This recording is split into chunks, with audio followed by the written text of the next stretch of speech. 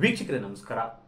ಚುನಾವಣೆ ಬಂದರೆ ಸಾಕು ಆಡಿಯೋ ವಿಡಿಯೋಗಳ ಸದ್ದು ತುಂಬಾ ಜೋರಾಗಿರುತ್ತೆ. ಯಾಕಂದ್ರೆ ಈ ಸ್ಪರ್ಧಾಳುಗಳ ನಡುವೆ ಪೈಪೋಟಿ ಮತ್ತು ಅವರ ಕಾಲು ಇವರೆಳೆಯುವ ಇವರ ಕಾಲನ್ನು ಅವರೆಳೆಯುವ ಸ್ಪರ್ಧೆ ಕೂಡ ಇಂಥ ಟೈಮಲ್ಲಿ ಜೋರಾಗಿರುತ್ತೆ. ಯಾಕಂದ್ರೆ ಅದನ್ನು ಮಟ್ಟ ಹಾಕ್ಬೇಕಂದ್ರೆ ಅವರ ಹಿನ್ನೆಲೆ ಇರ್ತಕ್ಕಂಥ ಕೆಲವು ವಿಡಿಯೋ ಆಡಿಯೋಗಳನ್ನು ರಿಲೀಸ್ ಮಾಡುವ ಮೂಲಕ ಕಾರ್ಯಕರ್ತರ ದಿಕ್ಕು ತಪ್ಪಿಸುವುದು ಮತ್ತು ಅವರ ಸೋಲಿಗೆ ಕೂಡ ಕಾರಣ ಆಗುವಂತಹ ಒಂದಷ್ಟು ಆಡಿಯೋ ವಿಡಿಯೋ ಬಿಡುಗಡೆ ಮಾಡುವ ಮೂಲಕ ಕಾರ್ಯಕರ್ತರಲ್ಲಿ ಗೊಂದಲ ಉಂಟು ಮಾಡುವಂತಹ ಅನೇಕ ಉದಾಹರಣೆಗಳು ಚುನಾವಣೆ ಸಂದರ್ಭಗಳಲ್ಲಿ ನಡೆಯುತ್ತವೆ.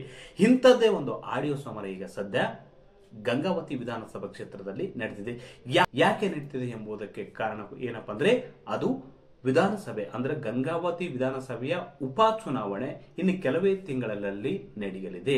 ಗಣಿಗಾರಿಕೆ ವಿಚಾರದಲ್ಲಿ ಜೈಲು ಸೇರಿರುವುದರಿಂದ ಶಾಸಕರಾಗಿರ್ತಕ್ಕಂಥ ಗಾಲಿ ಜನಾರ್ದನ್ ರೆಡ್ಡಿ ಅವರು ಜೈಲು ಸೇರಿದ್ದರಿಂದ ಗಂಗಾವತಿ ವಿಧಾನಸಭಾ ಕ್ಷೇತ್ರಕ್ಕೆ ಅಕ್ಟೋಬರ್ ಅಥವಾ ನವೆಂಬರ್ನಲ್ಲಿ ಅಂದ್ರೆ ಬಿಹಾರ್ ವಿಧಾನಸಭೆ ಚುನಾವಣೆಯ ವೇಳೆ ಉಪಚುನಾವಣೆ ನಡೆಯುವ ಸಾಧ್ಯತೆ ಇದೆ.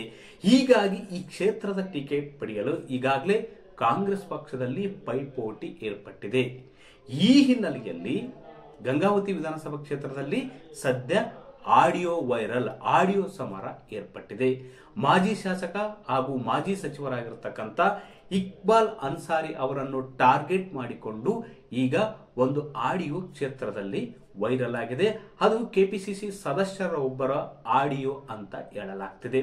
ಹಾಗಾದ್ರೆ ಆ ಆಡಿಯೋದಲ್ಲಿ ಏನಿದೆ ಮತ್ತು ಕನ್ನಡ ದಿನಪತ್ರಿಕೆ ಒಂದು ಆಡಿಯೋ ಸಮರ ಕ್ಷೇತ್ರದಲ್ಲಿ ಹೇಗಿದೆ ಮತ್ತು ಈ ಆಡಿಯೋದಲ್ಲಿ ಅಂದ್ರೆ ಇಕ್ಬಾಲ್ ಅನ್ಸಾರಿ ಅವರನ್ನು ಟಾರ್ಗೆಟ್ ಮಾಡಿಕೊಂಡು ಬಿಡುಗಡೆ ಮಾಡಿರ್ತಕ್ಕಂಥ ರಿಲೀಸ್ ಮಾಡಿರ್ತಕ್ಕಂಥ ಮತ್ತು ವಾಟ್ಸ್ಆಪ್ ಗ್ರೂಪ್ಗಳಲ್ಲಿ ಹರಿದಾಡಿರ್ತಕ್ಕಂಥ ಈ ಆಡಿಯೋದಲ್ಲಿ ಏನಿದೆ ಎಂಬುದನ್ನು ವಿಶ್ವವಾಣಿ ಪತ್ರಿಕೆ ಒಂದು ವರದಿಯನ್ನು ಮಾಡಿದೆ.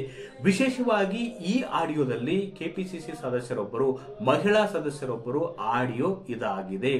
ಪ್ರತಿ ಸಲ ನೀವು ಸ್ಪರ್ಧೆ ಮಾಡ್ತೀರಾ, ಈಗಾಗಲೇ ಪಕ್ಷ ನಿಮಗೆ 3 ಬಾರಿ ಟಿಕೆಟ್ ಕೊಟ್ಟಿದೆ, 3 ಬಾರಿ ಸೋತಿದ್ದೀರಿ. ಹಾಗಾಗಿ ಈ ಬಾರಿ ಬೇರೊಬ್ಬರಿಗೆ ಟಿಕೆಟ್ ನೀಡುವುದಕ್ಕೆ ಅವಕಾಶ ಕಲ್ಪಿಸಬೇಕು. ನಿಮ್ಮನ್ನ ಹೊರತುಪಡಿಸಿ ಬೇರೆಯವರಿಗೆ ಟಿಕೆಟ್ ನೀಡುವುದಕ್ಕೆ ಮತ್ತು ಅವರನ್ನು ಗೆಲ್ಲುವುದಕ್ಕೆ ಅವಕಾಶ ಮಾಡಿಕೊಡಬೇಕು ಅಂತ ಈ ಆಡಿಯೋದಲ್ಲಿ ಇದೆ ಅಂತ ಈ ಪತ್ರಿಕೆ ವರದಿ ಮಾಡಿದೆ. ಅಷ್ಟೇ ಅಲ್ಲ, ಕಾರ್ಯಕರ್ತರನ್ನು ನೀವು ಗಂಟೆಗಟ್ಟಲೆ ಕಾಯಿಸ್ತೀರಿ, ನಾಯಕರನ್ನು ಗಂಟೆಗಟ್ಟಲೆ ಕಾಯಿಸ್ತೀರಿ, ಯಾವುದಕ್ಕೆ ಉತ್ತಮ ಸ್ಪಂದನೆ ಇಲ್ಲ ಮತ್ತು ಕ್ಷೇತ್ರದಲ್ಲಿ ನಿಮ್ಮ ಕಾರ್ಯಚಟುವಟಿಕೆ ಕೊರತೆಯಾಗಿದೆ, ಸಮಸ್ಯೆಯಾಗಿದೆ, ಕಾರ್ಯಚಟುವಟಿಕೆಯಿಂದ ದೂರ ಸರಿದಿದ್ದೀರಿ ಎಂಬ ಆಡಿಯೋ ಇದಾಗಿದೆ. 3 ನಿಮಿಷಕ್ಕೂ ಹೆಚ್ಚು ಕಾಲ ಈ ಆಡಿಯೋ ಇದೆ ಅಂತ ಈ ಪತ್ರಿಕೆ ವರದಿ ಮಾಡಿದೆ. ಅದರಲ್ಲಿ ವಿಶೇಷವಾಗಿ ಈ ಆಡಿಯೋಗೆ ಪ್ರತಿಯಾಗಿ ಮಾಜಿ ಸಚಿವರಾಗಿರ್ತಕ್ಕಂಥ ಇಕ್ಬಾಲ್ ಅನ್ಸಾರಿ ಅವರು ಕೂಡ ಮತ್ತೊಂದು ಆಡಿಯೋ ಬಿಡುಗಡೆ ಮಾಡಿ ಅಲ್ಲಿ ಇರತಕ್ಕಂಥ ಸತ್ಯಾಂಶವನ್ನು ಬಹಿರಂಗಪಡಿಸಿದ್ದಾರೆ. ತಮ್ಮನ್ನು ಯಾರು ಯಾಕೆ ಟಾರ್ಗೆಟ್ ಮಾಡಿದ್ದಾರೆ ಎಂಬುದನ್ನು ಇವರ ಆಡಿಯೋದಲ್ಲಿ ಹೇಳಿದ್ದಾರೆ. ಹಾಗಾದ್ರೆ ಇಕ್ಬಾಲ್ ಅನ್ಸಾರಿ ಅವರು ಹೇಳಿದ್ದಾದ್ರು ಏನು? ನಾನು ನಿಮ್ಮ ಮಾಜಿ ಸಚಿವ ಇಕ್ಬಾಲ್ ಅನ್ಸಾರಿ ಎಂದು ಮಾತು ಶುರು ಮಾಡಿರ್ತಕ್ಕಂಥ ಅವರು ಆಡಿಯೋ ಒಂದು ನಮ್ಮ ಕಚೇರಿಯಿಂದ ಎಲ್ಲಾ ಗ್ರೂಪ್ಗೆ ಬಂದಿದೆ. ಇದನ್ನು ಯಾರು ಹಾಕಿದ್ದಾರೆ, ಯಾರು ಹಾಕಿಸಿದ್ದಾರೆ ಎಂಬುದು ನಿಮಗೆ ಗೊತ್ತಿರಬೇಕು ಅಂತ ಹೆಸರನ್ನು ಪ್ರಸ್ತಾಪಿಸದೆ ಅವರು ವಾಗ್ದಾಳಿ ಮಾಡಿದ್ದಾರೆ. ಈ ಅಮ್ಮನಿಗೆ ದುಡ್ಡು ಕೊಟ್ಟು ತಮಗೆ ಬೇಕಾದ್ದನ್ನು ಬರೆದು ಹೇಳಿದ್ದಾರೆ. ಇದರಲ್ಲಿ ಗಂಗಾವತಿಯ 3 ಬ್ರೋಕರ್ಗಳು ಕೂಡ ಸೇರಿದ್ದಾರೆ. ವಿಧಾನಸಭಾ ಕ್ಷೇತ್ರದಲ್ಲಿ ಕೆಲ ನೀಚರು ಪಕ್ಷದ ಕ್ಷೇತ್ರದ ನನ್ನ ವಿರೋಧಿಗಳು ಕೂಡ ಇದರಲ್ಲಿದ್ದಾರೆ ಅಂತ ಪರೋಕ್ಷವಾಗಿ ಒಂದು ಆಕ್ರೋಶವನ್ನು ವ್ಯಕ್ತಪಡಿಸಿದ್ದಾರೆ. ಅಷ್ಟೇ ಅಲ್ಲ, ನಾನು ಯಾರನ್ನು ಕಾಯಿಸಿಲ್ಲ, ನನ್ನ ಸಹಾಯ ಪಡೆದವರೆಲ್ಲ ನನಗೆ ಹೀಗೆ ಮೋಸ ಮಾಡಿದ್ದಾರೆ, ಅದು ನನ್ನ ಹಣೆ ಬರಹ ಅಂತ ಹೇಳಿಕೊಂಡಿದ್ದಾರೆ. ಅಷ್ಟೇ ಅಲ್ಲ, ಸ್ವಪಕ್ಷೀಯರ ವಿರುದ್ಧವೇ ಕೆಲವರ ಹೆಸರನ್ನು ಪ್ರಸ್ತಾಪಿಸದೆ ಇಕ್ಬಾಲ್ ಅನ್ಸಾರಿ ಅವರು ಪರೋಕ್ಷವಾಗಿ ವಾಗ್ದಾಳಿ ನಡೆಸಿದ್ದಾರೆ. ಅಷ್ಟಕ್ಕೂ ಗಂಗಾವತಿ ಕ್ಷೇತ್ರದಲ್ಲಿ ಈ ಒಂದು ಆಡಿಯೋ ಸಮರ ನಡೀತಿರುವುದಕ್ಕೆ ಕಾರಣ ಏನಪ್ಪಾ ಅಂದ್ರೆ ಅದು ಉಪಚುನಾವಣೆ ನಡೀತಕ್ಕಂಥದ್ದು. ಈಗಾಗಲೇ ಅಕ್ಟೋಬರ್ ನವೆಂಬರ್ನಲ್ಲಿ ಉಪಚುನಾವಣೆ ನಡೆಯಲಿದೆ.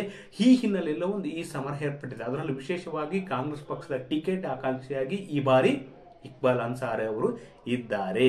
ಯಾಕಂದ್ರೆ 3 ಬಾರಿ ಸೋತಿರ್ತಕ್ಕಂಥ ಇಕ್ಬಾಲ್ ಅನ್ಸಾರಿ ಮತ್ತೊಂದು ಸರಿ ಕಾಂಗ್ರೆಸ್ ಪಕ್ಷದ ಟಿಕೆಟ್ ಆಕಾಂಕ್ಷಿಯಾಗಿದ್ದಾರೆ. ಆದರೆ ಬಹುತೇಕ ಕ್ಷೇತ್ರದಲ್ಲಿ ಮತ್ತು ಕೆಲವು ನಾಯಕರು, ಮುಖಂಡರು, ಕಾರ್ಯಕರ್ತರಲ್ಲಿ ಕೂಡ ವಿರೋಧ ವ್ಯಕ್ತವಾಗ್ತಿದೆ. ಪಡಿಸಿ ಟಿಕೆಟ್ ಸಿಗದಂತೆ ಮಾಡುವುದಕ್ಕೆ ಎದುರಾಳಿ ಪಡೆ ಅಂದ್ರೆ ಸ್ವಪಕ್ಷದಲ್ಲಿ ಇರ್ತಕ್ಕಂಥ ಎದುರಾಳಿ ಪಡೆ ಇಂಥದ್ದೊಂದು ಕಾರ್ಯತಂತ್ರ ರೂಪಿಸಿ ಕ್ಷೇತ್ರದಲ್ಲಿ ಆಡಿಯೋ ರಿಲೀಸ್ ಮಾಡುವ ಮೂಲಕ ಒಂದು ರಣತಂತ್ರ ರೂಪಿಸಿ ಮುಂದಿನ ಚುನಾವಣೆಯಲ್ಲಿ ಉಪ ಚುನಾವಣೆಯಲ್ಲಿ ಟಿಕೆಟ್ ಗಿಟ್ಟಿಸುವ ಒಂದು ಕಾರ್ಯತಂತ್ರ ಮಾಡಿದೆ ಅಂತ ಹೇಳಲಾಗ್ತಿದೆ. ಇದೆಲ್ಲದಕ್ಕೂ ಕೂಡ ಮಾಜಿ ಸಚಿವರಾಗಿರ್ತಕ್ಕಂಥ ಇಕ್ಬಾಲ್ ಅನ್ಸಾರಿ ಅವರು ತಮ್ಮದೇ ಆಡಿಯೋ ಮೂಲಕ ಪ್ರತ್ಯುತ್ತರವನ್ನು ನೀಡಿದ್ದಾರೆ ಅಂತ ಈ ಪತ್ರಿಕೆ ವರದಿ ಮಾಡಿದೆ. ಅಷ್ಟೇ ಅಲ್ಲ, ಈಗಾಗಲೇ ಬಿಜೆಪಿಯಲ್ಲಿಯೂ ಕೂಡ ಒಂದು ಪೈಪೋಟಿ ನಡೀತಿದೆ ಟಿಕೆಟ್ಗಾಗಿ, ಮತ್ತು ಕಾಂಗ್ರೆಸ್ನಲ್ಲಿ ಕೂಡ ಟಿಕೆಟ್ಗಾಗಿ ಪೈಪೋಟಿ ನಡೀತಿದೆ. ಯಾಕಂದ್ರೆ ಬಿಜೆಪಿ ಮತ್ತು ಕಾಂಗ್ರೆಸ್ ಸಮಬಲ ಹೊಂದಿರತಕ್ಕಂಥ ಈ ಕ್ಷೇತ್ರದಲ್ಲಿ 2023 ವಿಧಾನಸಭೆ ಚುನಾವಣೆಯಲ್ಲಿ ಗಾಲಿ ಜನಾರ್ದನ್ ರೆಡ್ಡಿ ಅವರು ಒಂದು ಅದ್ಭುತವಾದ ಗೆಲುವನ್ನು ಸಾಧಿಸಿದ್ರು.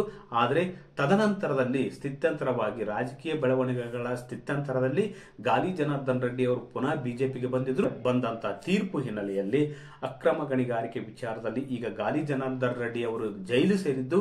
ಹೀಗಾಗಿ ಉಪಚುನಾವಣೆ ಇನ್ನೇನು ಕೆಲವೇ ತಿಂಗಳಲ್ಲಿ ಘೋಷಣೆ ಆಗಲಿದೆ.